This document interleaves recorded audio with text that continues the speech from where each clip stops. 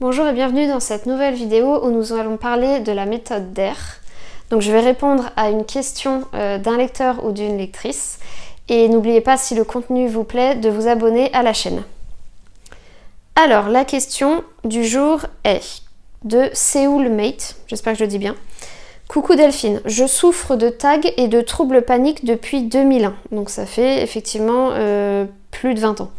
J'ai déjà suivi 2 TCC, thérapie comportementale et cognitive, et j'ai lu le livre DARE de Barry McDonough. J'ai beaucoup de mal à ne pas être tétanisée par les sensations corporelles que je ressens. Hier, j'avais des extrasystoles non-stop et des vertiges. Du coup, j'ai fait une méga attaque de panique dans l'après-midi. Certains jours, je n'arrive pas à me concentrer sur mon travail. Je suis traductrice et je suis en permanence à l'écoute de mon corps. Que faire? Il y a des jours où je désespère. Merci beaucoup. Alors, il y a plusieurs éléments intéressants dans ta question. Déjà, tu me dis que donc ça fait pas mal d'années, même 2 décennies en fait que tu souffres de ça, j'en suis désolée, que tu as suivi 2 TCC, donc j'imagine que malheureusement ça n'a pas totalement fonctionné pour toi, en tout cas, enfin pas entièrement, et que tu as lu le livre DARE de Barry McDonough. Donc ça c'est très intéressant parce que moi c'est pas un secret, hein, c'est le livre qui m'a vraiment permis d'aller mieux.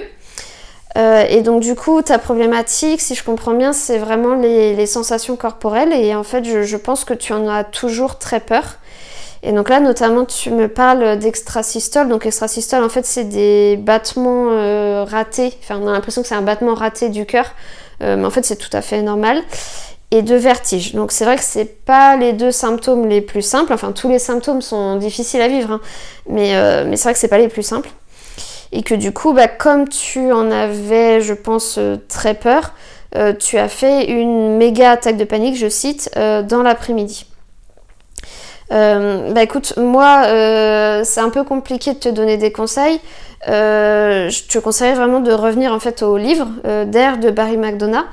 Voilà, j'aurais pas vraiment de conseils en plus à te donner, et puis en plus c'est un peu compliqué pour moi d'expliquer en détail dans cette vidéo sans non plus paraphraser en fait, paraphraser le livre en fait, mais voilà, vraiment je t'invite à revenir à la partie qui explique pourquoi on a ces sensations, et en fait d'où ça vient les extrasystoles, pourquoi c'est pas dangereux en fait. On a l'impression que c'est un battement raté du cœur, mais non, en fait c'est normal, le cœur c'est pas un métronome, il bat pas parfaitement tout le temps, et c'est tout à fait normal, et c'est sûr que ça fait bizarre, c'est pas agréable, mais c'est pas dangereux. Et les vertiges, alors les vertiges, voilà, souvent on en a très peur parce qu'on a peur de s'évanouir, mais normalement c'est très très rare, enfin c'est même improbable de s'évanouir quand on est anxieux, parce qu'en fait quand on est anxieux, généralement on a la tension artérielle qui augmente,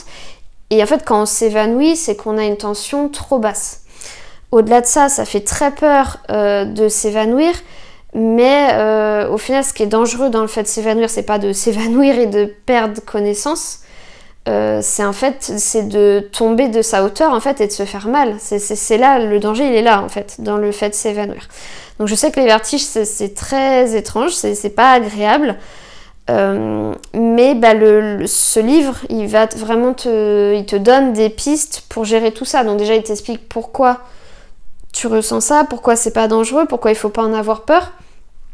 Et puis concrètement, voilà, si tu as lu le livre, il y a 4 étapes qui sont détaillées et qui te disent comment gérer ça en fait.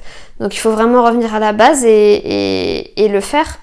Et quant à l'attaque de panique, alors du coup c'est pareil, il y a aussi une méthode en 4 étapes par rapport à ça qui est très efficace, et je t'invite à tester si c'est pas déjà fait, et à vraiment le faire à fond en fait, parce que quand on le fait à fond ça fonctionne normalement.